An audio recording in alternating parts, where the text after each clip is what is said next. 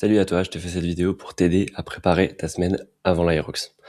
L'idée, c'est de rien laisser au hasard, d'optimiser chaque aspect de ton quotidien pour arriver le jour de ta course le plus frais possible et dans les meilleures conditions possibles.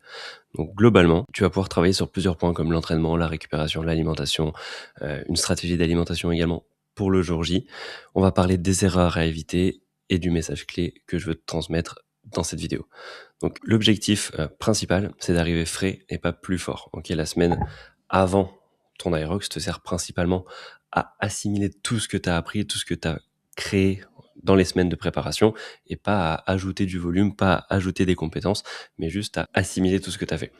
Donc globalement, consolider les acquis, réduire la fatigue centrale et périphérique, c'est-à-dire avoir une meilleure récupération, être frais et dispo le jour J, optimiser son sommeil, zéro ego, zéro test inutile, parce que je vois beaucoup de personnes qui la veille ou les 2-3 jours avant font un test, font un demi-aerox pour voir un peu, pour se tester, mais c'est juste ajouter de la fatigue en plus et ça sert à rien. Donc au niveau de l'entraînement, ce qui va être important, c'est d'avoir une réduction du volume. Donc réduire le volume, ça ne veut pas dire ne plus s'entraîner. Donc je veux pas non plus que la semaine avant l'Aerox, il n'y a rien. Mais on divise par deux un peu le volume d'entraînement globalement, que ce soit sur le run ou la musculation. Donc maintien partiel de l'intensité, c'est aussi important. C'est-à-dire que je veux pas avoir des runs qui sont 100% d'endurance fondamentale sur toute la semaine. Je veux pas de la musculation qui servent à rien avec des charges qui sont la moitié de ce que vous utilisez habituellement. C'est pas l'idée. Le but, c'est d'avoir quelque chose de structuré. Donc, notamment sur la musculation, pas de charges lourdes, mais des charges qui sont quand même stimulantes. Ok, le but c'est pas d'engendrer de la fatigue, mais c'est pas non plus de devenir tout mou. Donc des charges modérées, des séries courtes. On va éviter de pousser jusqu'à l'échec. Donc plutôt garder 3 reps, 3 reps en réserve. Je pense que c'est un bon compromis pour avoir de l'intensité, mais sans aller trop dans la suradaptation. Et on va éviter les WOD. Donc les WOD, ça va vraiment vous fatiguer, ça va pas vous faire progresser. Les WOD, c'est des tests, hein, sauf que la semaine avant l'Aerox, il y a pas besoin de se tester parce qu'il faut faire confiance à sa préparation. Donc là, on est plutôt dans l'optimisation de la forme et pas dans les tests. Donc pas de WOD, on peut dire 2 ou 3, ça dépend combien d'entraînements vous faites habituellement, mais 2 ou 3 entraînements en musculation bien placés dans la semaine pour avoir un rappel, pour pas arriver tout mou, on va dire le jour J, c'est un bon compromis. Au niveau de la course à pied, réduire les sorties longues, réduire un peu le volume. Donc, ça revient un peu au même, hein, réduire 40-60% du volume. Donc là, plutôt des sorties récurrentes dans la semaine, mais pas énormes. Ok, donc je veux pas des sorties qui fassent 1 heure, ni des sorties avec des gros intervalles, ni des sorties VMA.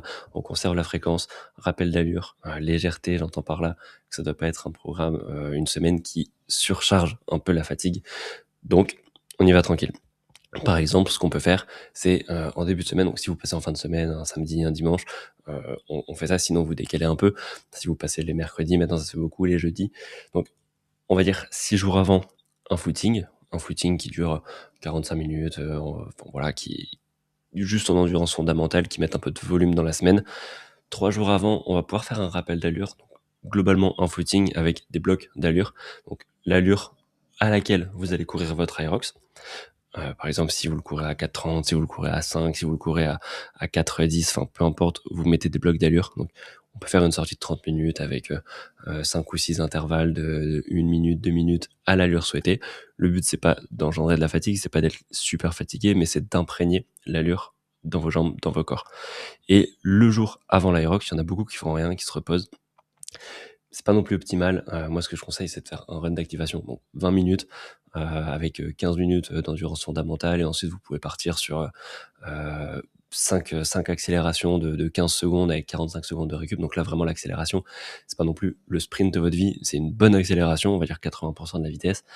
On va essayer de penser à la mécanique de course, aux appuis, à la démarche, et on va venir comme ça faire 5 ou 6 accélérations pour vraiment délier les jambes, pour activer les muscles pour le lendemain, et ça va vous servir à arriver sur la course sans avoir les jambes hyper lourdes.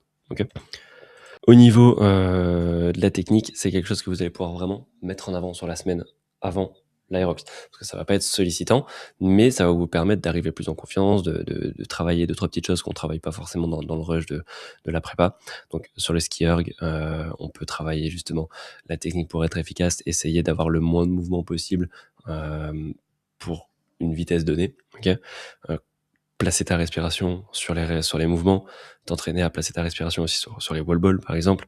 La position que tu as sur les sleds, sur le push, essayer d'avoir le corps parallèle au sol et légèrement incliné. Donc, ça veut un peu rien dire, mais pas non plus parallèle, pas non plus vers le haut pour soulever le sled, mais juste légèrement incliné pour que la force soit transmise de manière linéaire sans planter le sled, et etc. Enfin, vous pouvez travailler ça sans intensité. Et également, si vous le faites en duo, vous pouvez travailler un peu les transitions la semaine. C'est peut-être l'occasion de se voir, de se faire des trainings ensemble pour travailler justement la façon de switcher les sacs, de switcher les wall balls, de switcher un peu sur les burpees, etc. Pour que ça soit efficace le jour J et éviter de perdre des secondes précieuses. Au niveau de la récupération, forcément, on a deux choses qui sont vraiment importantes, c'est le sommeil et l'entraînement. Au niveau du sommeil, on va prioriser un sommeil vraiment de qualité et de quantité la semaine. Donc déjà, habituellement, il faut tourner autour des 8 heures de sommeil tous les jours, ok. Là, on va essayer de tourner au minimum à 8 heures de sommeil. Donc se coucher peut-être un peu plus tôt si vous vous levez à des heures régulières.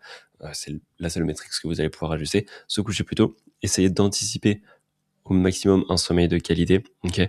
La veille, vous allez peut-être moins bien dormir parce que avec le stress, avec peut-être le déplacement, etc., vous allez moins bien dormir, mais c'est pas grave, c'est pas la nuit juste avant qui joue le tout pour le tout, ok. Donc si on a bien géré la semaine, ça va aller mieux et on peut encaisser une mauvaise nuit, ok. Ça peut être intéressant de prendre de la mélatonine, j'ai mis ici déjà testé, mais bon, il n'y a pas non plus gros risque, donc prendre de la mélatonine sur la semaine avant, ça va vous aider à avoir un sommeil de meilleure qualité, de vous endormir plus rapidement et de gagner aussi en temps de sommeil. Au niveau de la récupération physique, ce qui peut être intéressant, c'est de vous faire des automassages. J'ai mis pistolet léger. Ça sert à rien d'acheter un pistolet non plus si vous en avez pas assez. Si vous en avez, vous pouvez le faire, mais sinon c'est globalement la même chose qu'un automassage, de la mobilité douce, pas d'étirement.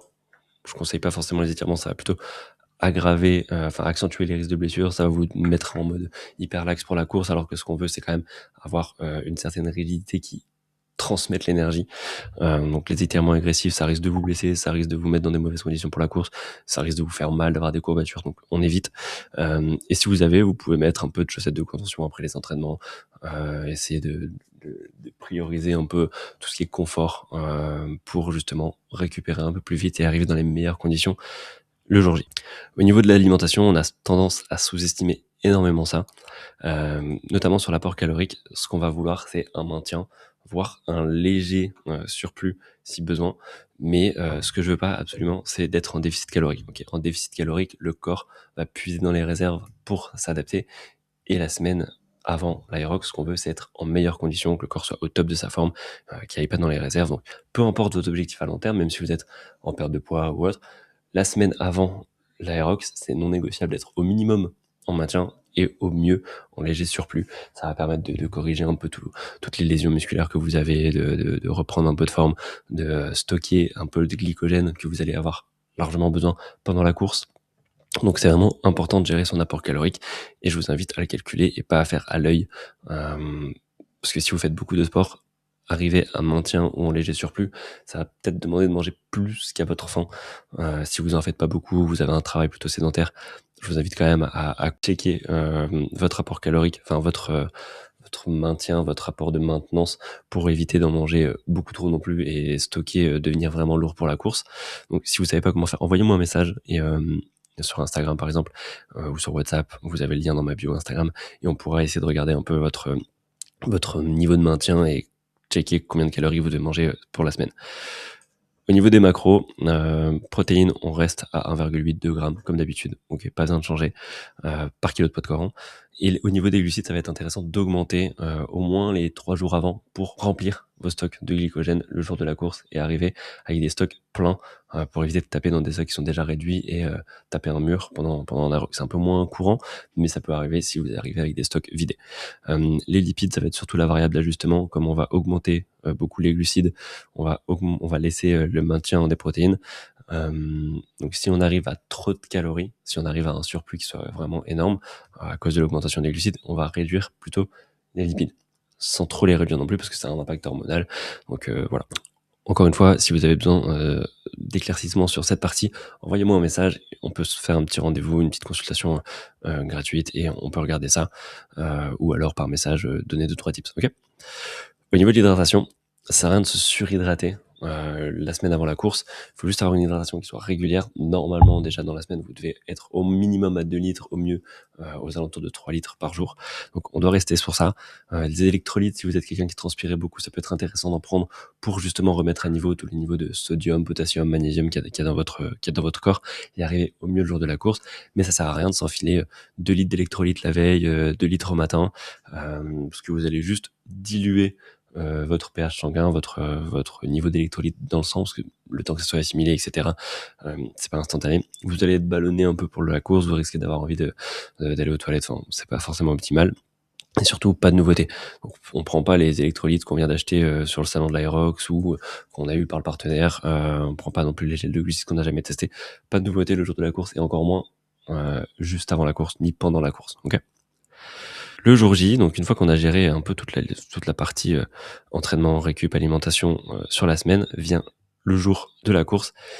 Si on a une course au matin, on va essayer de se réveiller tôt. Si on passe dans les premiers sas, souvent c'est les femmes, les doubles femmes, on va essayer de se réveiller en amont. C'est pour ça que la nuit avant l'aérox, c'est pas grave si on dort un peu moins. Le but c'est d'arriver déjà bien réveillé, d'avoir un petit déjeuner qui soit léger mais qui ressemble au petit déjeuner que vous faites d'habitude. Ok, pas de changement drastique non plus le jour de la course, mais que vous ayez le temps de le digérer. Donc si vous passez à 8 heures, ça serait bien de déjeuner au moins à 6 heures. Donc vous vous levez un peu avant pour avoir le temps de vous préparer. De toute façon, il faut arriver pour s'enregistrer, etc. Donc voilà. Si vous passez dans l'après-midi, essayez de manger 3-4 heures avant. Donc par exemple, si vous passez à 14h30, 15h, évitez de manger peut-être le midi un vrai repas. Prenez plutôt une collation avant avec glucides, protéines qui se digèrent quand même assez facilement. Pas des vrais aliments que vous allez avoir sur le corps. Enfin voilà. Et au niveau du mental, on respecte le plan. Ok, il n'y a pas d'ajustement. Il n'y a pas d'improvisation le jour J. On respecte le plan, on fait ce qu'on avait prévu. On part pas plus vite, on part pas moins vite. On change pas les ajustements sur les transitions. On change pas l'intensité qu'on voulait mettre sur telle ou telle station. On fait ce qui était prévu parce que avec l'adrénaline de la course, on peut se laisser emporter. Avec l'effervescence, on peut se sentir un peu supérieur, on peut écouter notre ego et au final flinguer sa course en partant trop vite, en remettant la faute un peu sur les sleds. Enfin voilà, c'est vraiment les choses à éviter. En parlant de choses à éviter, sur les erreurs les plus fréquentes, on en a déjà un peu parlé, mais faire des nouveaux WOD ou des séances un peu trop intenses à J-3 ou même la semaine, j'ai mis J-3, mais même la semaine avant l'Aerox, ça va juste augmenter le niveau de fatigue, prendre de la récupération au lieu de prendre de l'optimisation. Ok.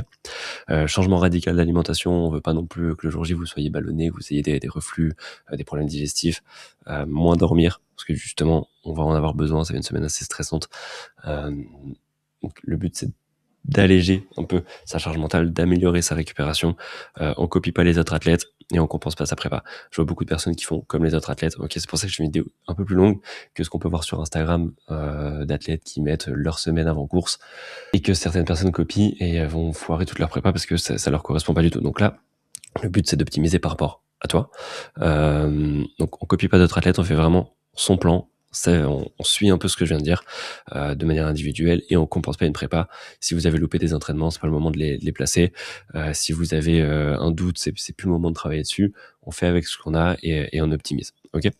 Donc le but, c'est que vous ayez compris que la semaine, elle sert pas à devenir meilleure, elle sert vraiment à consolider les acquis. Ok.